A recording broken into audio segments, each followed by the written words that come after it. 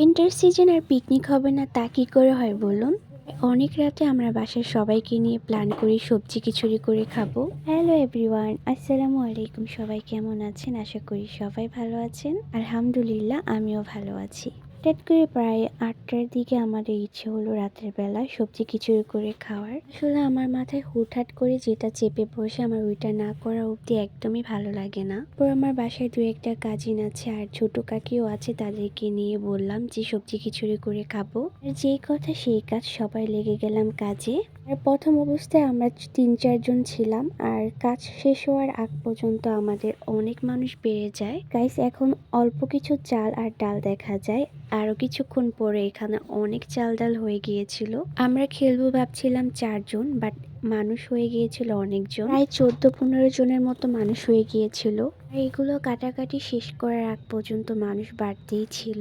আর সবজি খিচুড়ির সাথে ডিম বোনা হলে অনেক ভালো লাগবে, তাই আমরা একটা করে ডিমও নিয়েছিলাম। আর গাইস দেখেন, প্রথমে একদম অল্প কয়েকটা ডিম ছিল, তারপর আমাদের এখানে অনেকগুলো ডিম হয়ে গিয়েছিল। সবগুলো ডিম আমরা সিদ্ধ বসিয়ে দিলাম। যেহেতু আমরা বড় পাতিল দিয়ে রান্না করব, তাই আমরা মাটির গর্ত করে ইট দিয়ে একটা চুলা বানিয়ে নিলাম। সবাই কোনো না কোনো কাজে ব্যস্ত ছিল।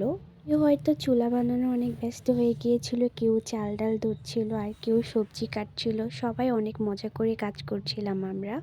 আর এখানে আমাদের একটা মিস্টেক হয়ে যায়, আমরা চাল ডালের তুলনায় একটা ছোট পাতিল নিয়ে ফেলেছিলাম। যখন আমরা মশলা কষাচ্ছিলাম তখনও আমরা বুঝতে পারিনি যে এখানে অনেক চাল ডাল ছিল, যা এখানে আটবে না। পরবর্তীতে আমরা আবার পাতিলটাকে চেঞ্জ করে বড় একটা পাতিল নিয়েছিলাম। আর সবজি খিচুড়িটা আমরা ফুলকপি, টমেটো থেকে ধরে অনেকগুলো সবজি দেওয়ার চেষ্টা করেছিলাম।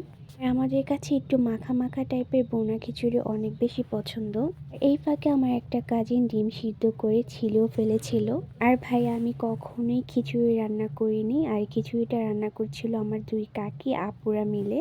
আর এখানে আমরা অনেকগুলো বোন ছিলাম, দেন আমাদের 2টা কাকিও ছিল। আর সবাই যখন কাজ করছিলাম আমাদের কাছে অনেক বেশি ভালো লাগছিল, কারণ অনেক বেশি গল্পও হচ্ছিল। আর উইন্টার সিজনে রাতের বেলা বারবিকিউ, খিচুড়ি বা যে কোনো কিছু করে খেতে অনেক বেশি ভালো লাগে। আর এই পর্যায়ে আমি ডিমগুলোকে আলাদা করে ভেজে নিচ্ছিলাম। খিচুড়িটা বাহিরের চুলায় রান্না করছিল, আর আমি ডিমটা বাসার ঘরের চুলায় রান্না করে ফেলেছিলাম। আর ফাইনালি আমার ডিম বোনাটা কমপ্লিট হয়ে গিয়েছিল, আর অনেক বেশি ঝাল ঝাল করে করেছিলাম। আর খিচুড়ির সাথে ডিম বোনার কম্বিনেশনটা এমনিতেও অনেক মজা। এটা ছিল আমাদের খিচুড়ির ফাইনাল লুক। আর এটা ছিল একটা শুটকির ভর্তা। এই ভর্তাটা বানিয়েছিল আমার একটা কাজিন। আর হ্যাঁ, আপনারা এখনো যারা শুটকির ভর্তা দিয়ে খিচুড়ি ট্রাই করেননি, একবার হলেও ট্রাই করে দেখতে পারেন। আমাদের কাছে অনেক ভালো লেগেছিল। আজকের ভিডিওটা এখানেই শেষ করছি। সবাই ভালো থাকবেন। আল্লাহ হাফেজ সবাইকে।